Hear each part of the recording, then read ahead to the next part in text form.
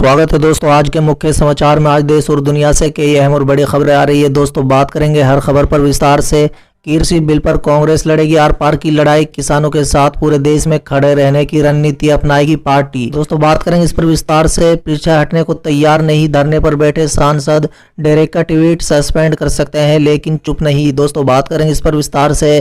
खेती बिल पर विपक्ष ने सरकार के सामने रखी 3 मांगे, कहा पूरी नहीं होने तक राज्यसभा का बहिष्कार। दोस्तों बात करेंगे इस पर विस्तार से। उत्तर प्रदेश इलेक्शन 2020 को लेकर अभी से चुनावी तैयारियों में जुटी बसपा संगठन में किए कई बड़े बदलाव। दोस्तों बात करेंगे इस पर विस्तार से। संजय सिंह का पीएम मोदी पर निशाना, बोले चाय के लिए नहीं किसानों के निवाले के लिए लड़ रहे हैं। दोस्तों बात करेंगे इस पर भी विस्तार से।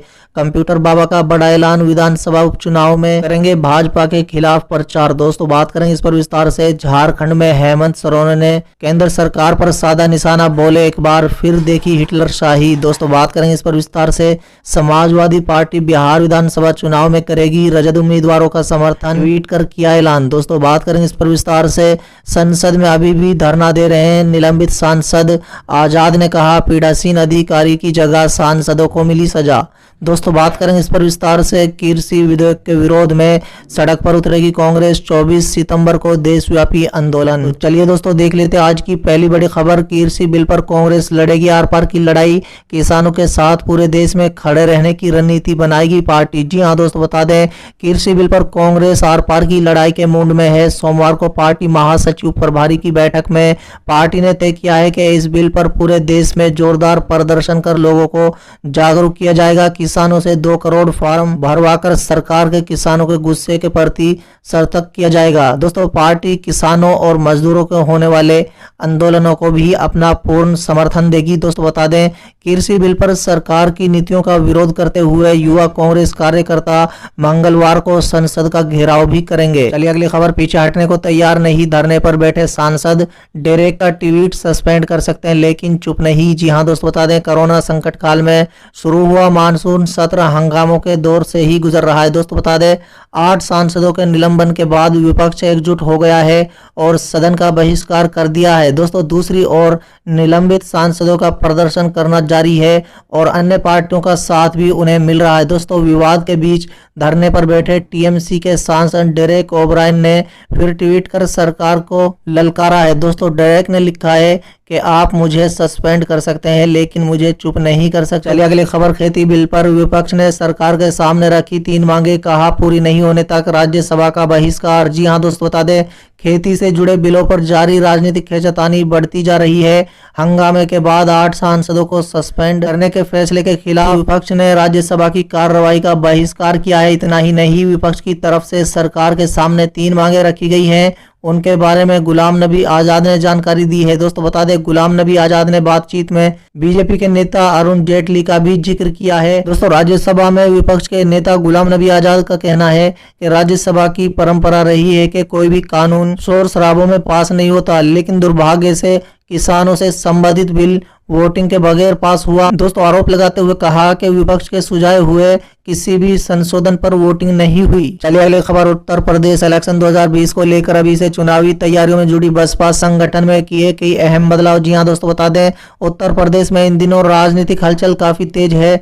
हर राजनीतिक दल 2020 में होने वाले चुनाव को लेकर अपनी तैयारियां कर रहा है। दोस्तों इसी कड़ी में बहुजन समाज पार्टी ने संगठन में बड़े बदलाव किया है। दोस्तों पार्टी ने मंडली मुख्य सेक्टर प्रभारियों की जिम्मेदारियों में बदलाव किए हैं। चलिए अगली खबर। संजय सिंह का पीएम मोदी पर निशाना, बोले चाय के लिए नहीं किसानों के निवाले के लिए लड़ रहे हैं। जी हां दोस्तों बता दें, किसान बिल का विरोध कर रहे हैं आम आदमी पार्टी के राज्यसभा सांसद संजय सिंह ने प्रधानमंत्री नरेंद्र मोदी पर निशाना साधा है। दोस्तों उन्होंने कहा है कि वो चाय के लिए नहीं बल्कि किसानों के निवालों के लिए लड़ रहे हैं। दोस्तों संजय सिंह ने आरोप लगाया है कि बिना वोटिंग के इस कानून को गैर संवैधानिक तरीके से पास किया गया है। जी हां दोस्तों बता दें कि राज्यसभा के उपसभापति अरविंद संसद परिसर में धरना पर बैठे 8 सांसदों के लिए चाय और नाश्ता लेकर पहुंचे थे। हालांकि इन सांसदों ने उसे लेने से इनकार कर दिया। दोस्तों मोदी ने हरवंश के इस कदम की प्रशंसा की। इस पर निशाना साधते हुए संजय सिंह ने ट्वीट किया, मोदी जी हम अपनी चाय के लिए नहीं लड़ रहे हैं, हम अपने किसानों के निवाले के लिए लड़ रहे हैं जो आपने छीना है। चलिए अगली खबर, कंप्यूटर बाबा का बड़ा ऐलान, विधानसभा चुनाव में करेंगे भाजपा के खिलाफ प्रचार। जी हां दोस्तों, बता दें मध्य प्रदेश में कोरोना के कहर के बीच इन दिनों चुनावी संग्राम भी छिड़ा हुआ है। कांग्रेस और भाजपा दोनों ही पार्टियां उपचुनाव की जमकर तैयारियां कर रही हैं। वहीं मध्य प्रदेश की राजनीति में दखल रखने वाले पूर्व कैबिनेट मंत्री का दर्जा प्राप्त कंप्यूटर बाबा भी उपचुनाव की सियासी मैदान में उतर गए। दोस्तों एक बार फिर कंप्यूटर बाबा ने भाजपा के खिलाफ मोर्चा खोल दिया। दोस्तों बता दें कंप्यूटर बाबा ने विधानसभा उपचुनाव से पहले बड़ा ऐलान किया है। दोस्तों कंप्यूटर बाबा ने कहा है कि वो संत समाज लोकतंत्र को बचाने के लिए मैदान में उतरेंगे। 22 सितंबर को मंदसौर में भाजपा के खिलाफ प्रचार प्रसार करेंगे। दोस्तों बता दें कि भिंड में कंप्यूटर बाबा का प्रचार प्रसार खत्म होगा। वहीं सरकार के खिलाफ हमला बोलते हुए कहा कि भाजपा ने लोकतंत्र की हत्या करके सरकार बनाई है। बड़े पैमाने में प्रदेश में रेत उत्खनन का काम चल रहा है।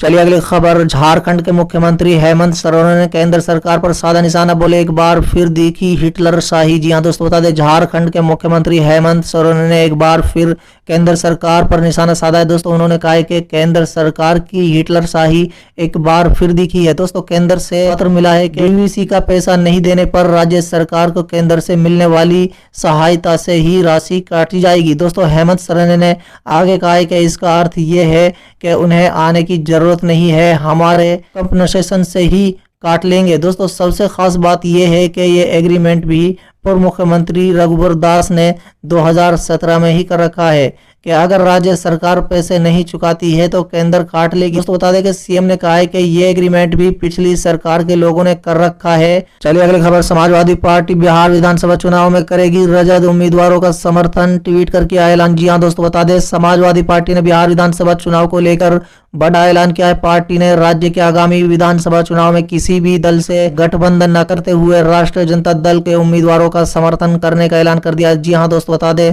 इस बात की जानकारी समाजवादी पार्टी ने अपने ऑफिशियल ट्विटर हैंडल के जरिए दी है। दोस्तों बता दें कि राज्य में सपा का कोई बड़ा जनाधार नहीं है, लेकिन कोर वोट को संगठित करने में बड़ी भूमिका निभा सकती है। वहीं राष्ट्रीय जनता दल बिहार में एक शक्तिशाली दल की मुख्य भूमिका में है। चलिए अगली खबर, संसद में अभी भी धरने दे रहे हैं निलंबित सांसद। आजाद ने कहा पीठासीन अधिकारी की जगह सांसदों को मिली सजा। जी हां दोस्तों बता दें राज्यसभा में रविवार को हुए हंगामे के गूंज सोमवार को भी सुनाई पड़ी और विपक्ष के 8 सदस्यों को सत्र के शेष समय के लिए निलंबित कर दिया गया। दोस्तों निलंबन के बाद से ही सभी सांसद विरोध स्वरूप संसद भवन परिसर में महात्मा गांधी की मूर्ति के सामने बैठ गए। दोस्तों तृणमूल कांग्रेस के सांसद डोला सेन ने संसद भवन परिसर में बैठकर गाना भी गाया। चलिए अगली खबर, कृषि विधेयक के विरोध में सड़क पर उतरेगी कांग्रेस, 24 सितंबर से देशव्यापी आंदोलन का ऐलान। जी हां दोस्तों बता दें कांग्रेस संसद से कृषि विधेयक के पारित करने को लेकर केंद्र सरकार के खिलाफ 24 सितंबर से देशव्यापी आंदोलन शुरू करेगी।